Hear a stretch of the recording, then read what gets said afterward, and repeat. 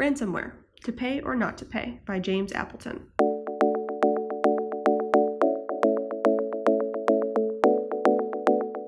Up until recently, most of us had only heard the term ransomware in passing and had little to no first-hand experience with it. Ransomware is menacing individuals, small to large businesses, school districts, and entire governments. And according to the FBI, ransoms collected via various versions of ransomware topped at $1 billion annually. Criminals aren't only targeting large, wealthy, multinational corporations. Local organizations such as schools and hospitals are falling victim as well. CNN Money reported on cases of ransomware being used to target a school district in South Carolina. Ultimately, the Horry County School District agreed to pay $10,000 to release the information, calling it a business decision that got their systems back online. It's no longer a matter of if but when you'll be infected. As bad as an infection will likely be, there are some procedures and safety measures you can implement now that will help prevent the worst case scenario and limit downtime when recovering from an infection. First things first, what is ransomware exactly? Often referred to as crypto locker, crypto wall, and more recent Tesla's crypt, it is a relatively new form of virus that took the internet by storm in 2013. It encrypts or prevents access to files on the infected computer while simultaneously demanding a ransom within a short time frame or all files will be destroyed.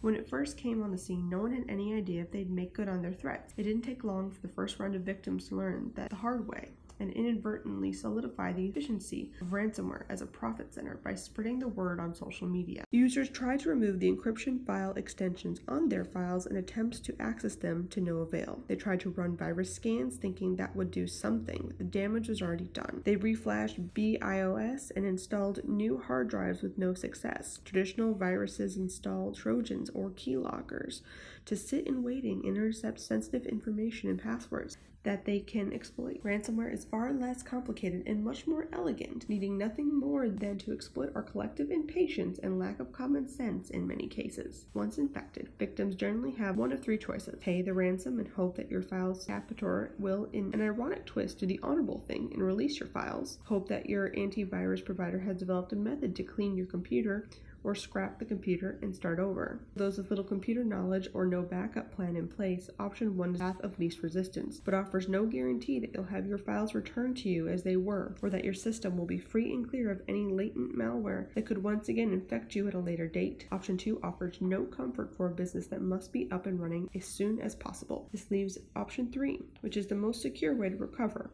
However, it is sure to involve several hours of time from a number of people and require certain backups to be in place prior to infection. How ransomware infects systems. It seems that those behind infections prefer carefully crafted email messages made to appear to be legitimate, urgent, and of trustworthy/unquestionable origin. They count on our inherent online impatience to monetarily disable instincts that would warn us that something isn't right in any other situation. There's so much information about each of us and our businesses that can be used in an email that is very easy to personalize delivery vehicles to deploy the virus under the radar that even the most cautious of us are falling victim. The email may appear to be from a family member, your bank, a local court, or person in the legal profession, and lately, the IRS. The email usually comes with an attachment or executable files that install the virus. It's game over from there. That said, it all is not lost if you take necessary precautions beforehand. Ransomware protection. Aside from hoping your antivirus provider will protect you, the only fireproof preventative is to back up everything, all the time, both locally and to a cloud-based server such as Carbonite. The creators of ransomware are aware of the fact that people are lazy and unwilling to properly back up their files and data.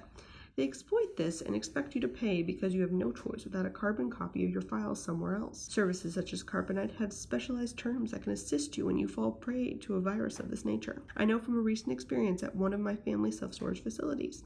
They were able to find the last clean backup and isolate it from the corrupt files, helping facilitate a transfer once I had rebuilt a computer. But I still had to junk the infected computer and start over. Think of it this way.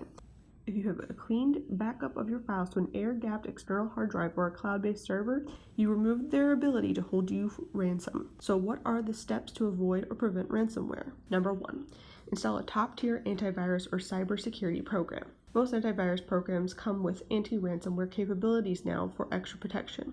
Be aware, though, that some of these may unintentionally interfere with normal programs, but offer the ability to whitelist safe programs that you need on a daily basis. Get to know your computer environment. Make a list of all the necessary software programs to run your business and keep all installed media in a safe place. Nowadays, many of the programs we use are web-based, others are not, and many can only work in conjunction with other programs. I learned this the hard way. For example, I built a new computer and put the latest, greatest Microsoft Office on it. Then I found out that my facility's gate access software program wasn't compatible and required Microsoft Office 2007, so I had to buy an old copy just for that program. Record and file all software licensee in a safe place. We all have been stung by this when rebuilding a computer. You install Office only to realize you don't have your license key.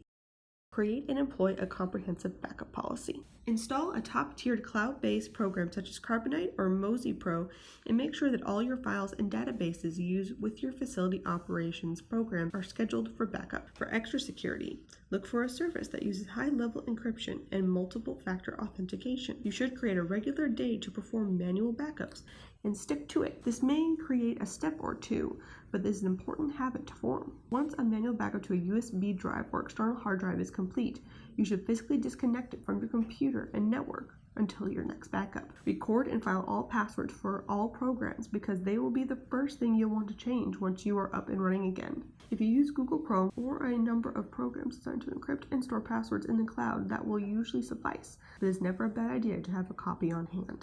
Educate yourself and your employees on proper cyber safety. Nothing is fail-safe, and even with all the precautions in place, there is no better offense than a good defense. Don't open suspiciously worded emails that have heightened urgency, or emails from banks or financial institutions that don't regularly communicate with you or your business via email. Never give out sensitive personal or business information over the phone. This includes passwords, social security numbers, bank accounts, etc. Banks don't typically call you and ask you to authenticate your account information over the phone. You'd be amazed how creative these perpetrators can be and how skilled they are at extracting information that can later be used to deploy their virus. Bottom line, use common sense. If you don't know the sender or feel something just doesn't seem right, don't open the email. Don't let curiosity overshadow natural skepticism. Erring on the side of caution is always the best bet.